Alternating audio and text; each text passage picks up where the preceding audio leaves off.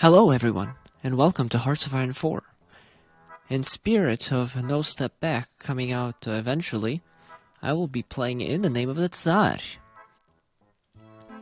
Today, I will be playing no other than Mr. Nikolai II himself, Tsar of all Russians. If you don't know what In the Name of the Tsar is, Russia won the Great War, and they got a lot of land, and Germany now looks like this. Splendid. Nikolai II will lead Russia to greatness, and we're gonna do something a little funky with the world to really show how strong Imperial Russia is. So, without further ado, let's get started. Now, the very first thing we're going to do is we're just gonna start to industrialize our nation. Because in order for this to work, we need as many military factories as we possibly can. On top of that, we're going to get some infantry research and some production efficiency bonus. Next, we're going to have a little bit of artillery and the rest will go to guns because, trust me, we need a lot of guns. Next, we're going to build as many military factories as we can in our highest infrastructure areas. And again, we need a lot of guns quickly. These ships are useless to us. We're going to be building bathtubs in spirit of Mr. Feedback Gaming himself. Now, we will need our navy for this one. And the reason will be shown soon. But we'll be getting Mr. Adrian Nepenin. I would get Kolchak, but we need this ground pounder ability. You know, it's a cursed timeline when Russia has a huge navy. I mean, I wouldn't say huge, but definitely a formidable navy. Compared to the two greatest naval powers, that's a lot. Finally, we have to get our divisions ready, and there's a little special friend that I'd like to introduce you to here in a minute. And this special friend is none other than Mr. Roman von Ungersternberg, the Mad Baron himself. And we're going to use him for our cavalry, just because I think it'd be funny. So the basic premise that we're going for in this game is the fact that we're going to be invading the Allies as early as possible, because they will be joining our war. Now basically what this says is we had the Great Retreat. However, under the leadership of Mr. Brusilov, we had the Brusilov offensive, and we were able to beat the Germans and the Austrians. And basically what we'll be doing is our own Brusilov offensive, in order to make sure that we can quickly knock out these two fellas out of the world. Точно. Industrialization is ready. Next, we're gonna go for the Wrangel Plan. This is the event.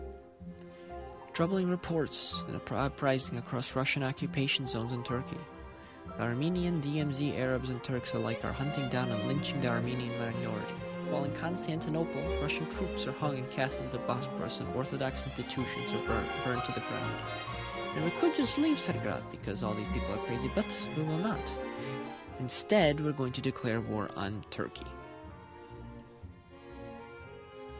There we go. Now we're at war with half the world. And that's okay. Oh, I guess our divisions are going anyway. Let's see if the British decided to garrison their ports or not. Usually they don't. Okay, so this time the British actually put divisions on their ports, which, although it sucks, is manageable.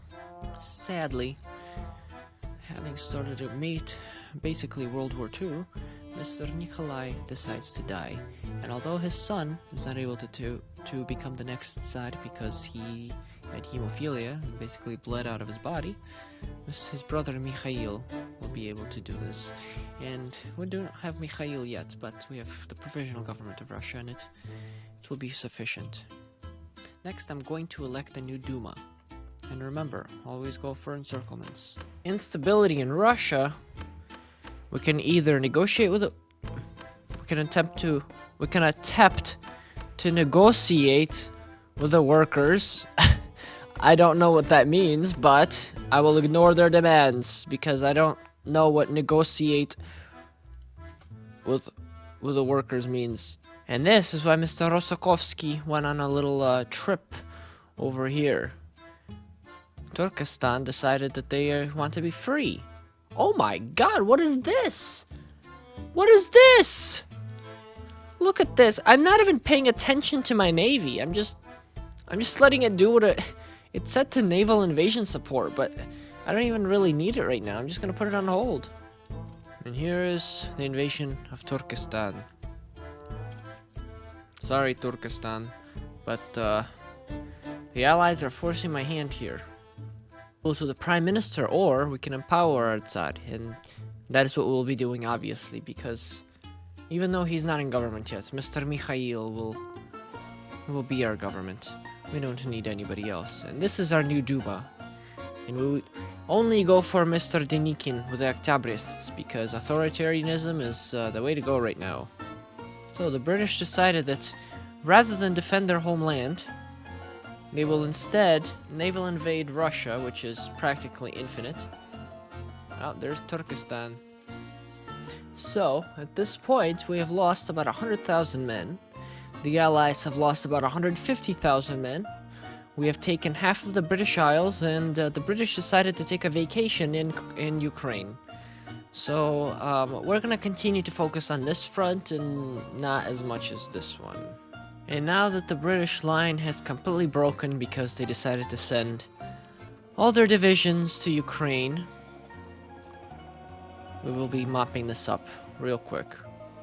The British forgot that they might want to actually defend their land rather than send it all somewhere else.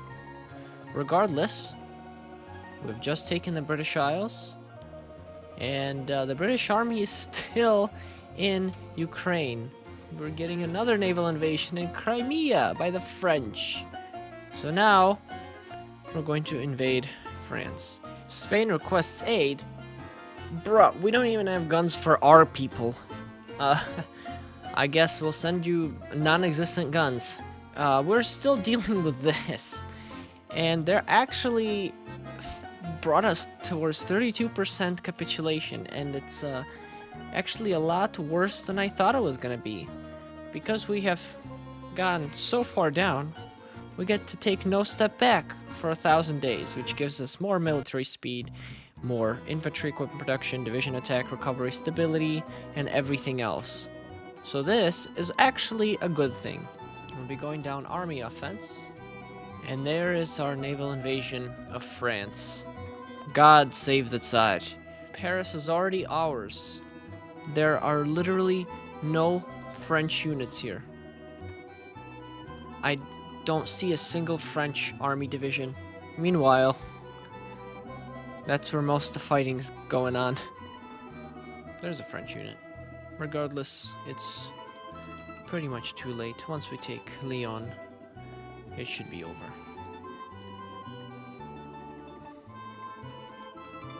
And there we go. And now, this is what the world looks like under Imperial Russian hegemony.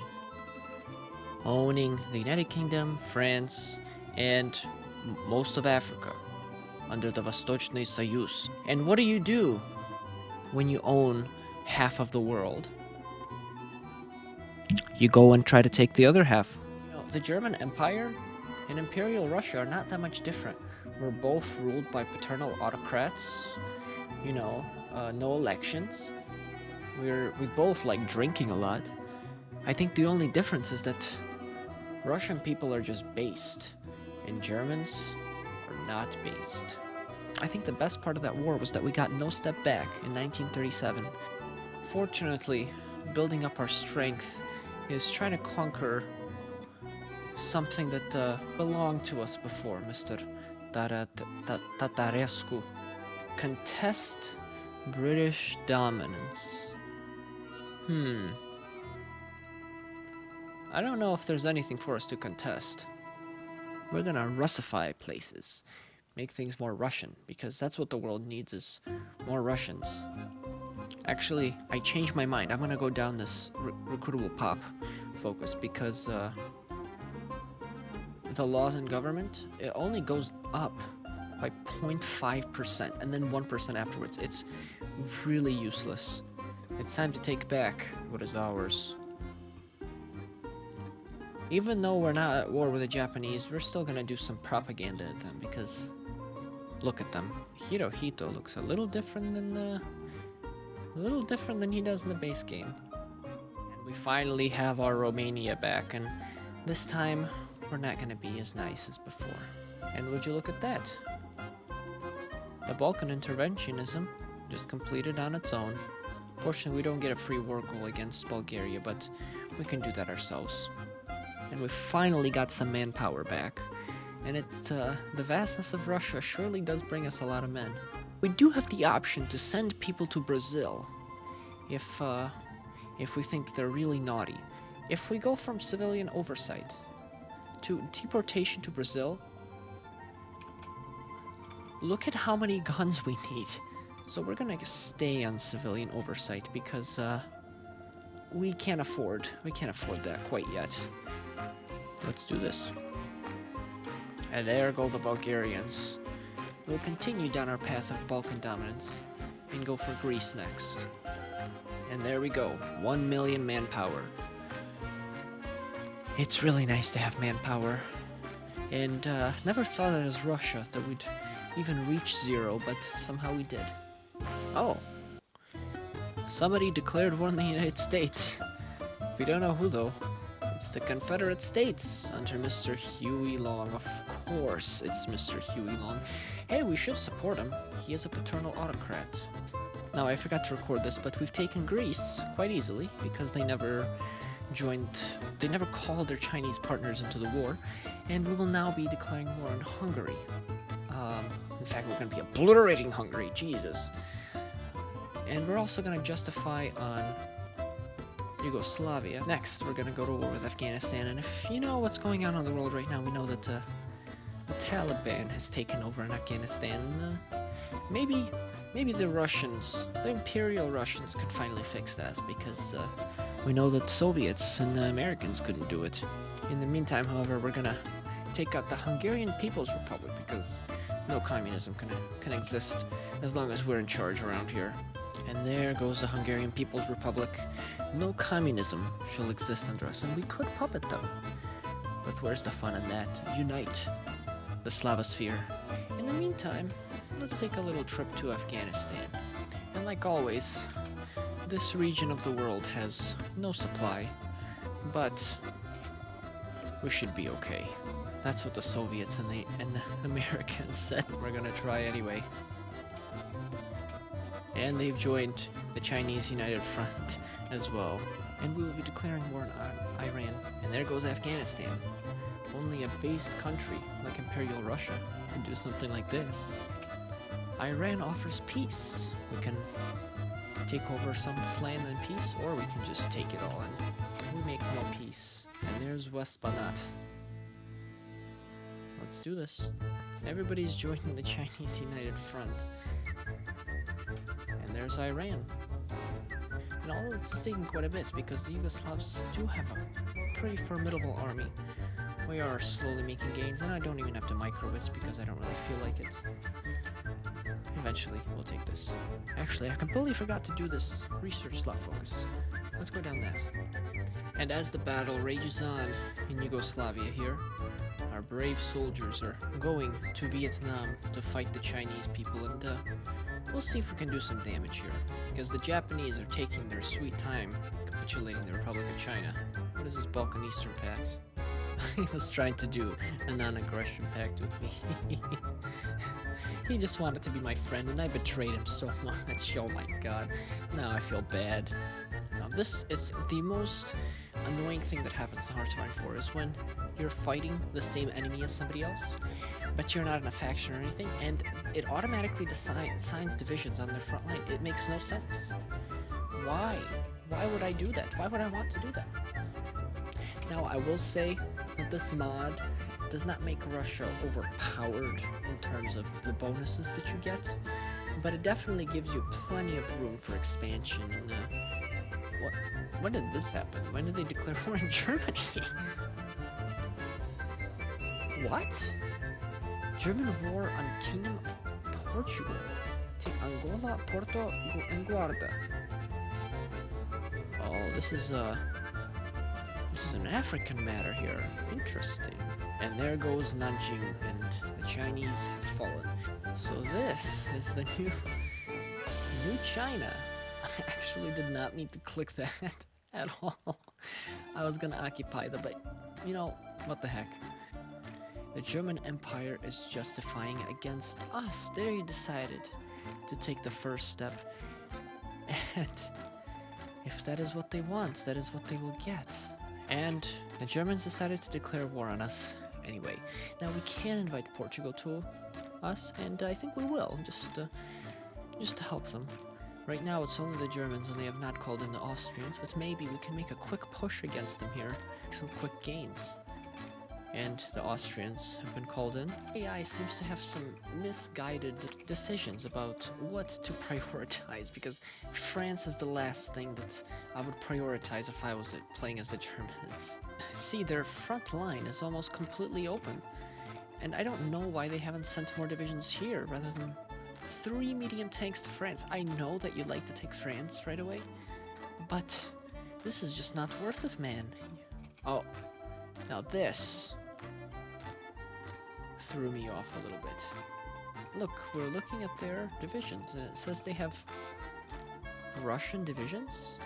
And you zoom in, and they're Germans, but Russian divisions, Russian divisions, Russian divisions, Swiss divisions, and there goes Berlin. We didn't even see it fall, but there it is. It's been fallen to a Russian tank by Mr. Rosakovsky.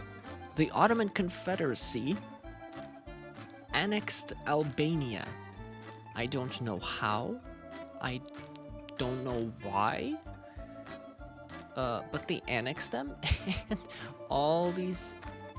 Well, it looks like it's Russian divisions, but it's... Even then, it still looks like Russian divisions. It's Italian. Italian divisions and German divisions are encircled here, almost. And they actually did defend Cologne with 1 division. However, our Cossacks are far too strong, and their last capital in Frankfurt is gone. And there goes the German menace. We're gonna start deporting people to Brazil, just to see how much. And I know that this is gonna take up a bunch of our infantry equipment. And I don't really care, because I really want to see how many people we can deport quickly. And I'm not gonna look at that number up there for a while. I'm just gonna try to ignore it as much as possible. And there goes the Kingdom of France again. Look at this encirclement now. Yes, yes. And there we go. The world is ours. The new world order from Imperial Russia, Vostochny Soyuz. And next I could take the Japanese Empire, but I think that at this point I'm done. I know that almost nobody can stop me. So far we've sent away 3 million people in less than a month. Thank you for watching, and this has been In the Name of the Tsar with the based Mikhail II. I hope you enjoyed this video with us making our own offensive against the Allies and eventually just taking over most of the world. Please remember to like and subscribe, and I will see you in the next video. Goodbye.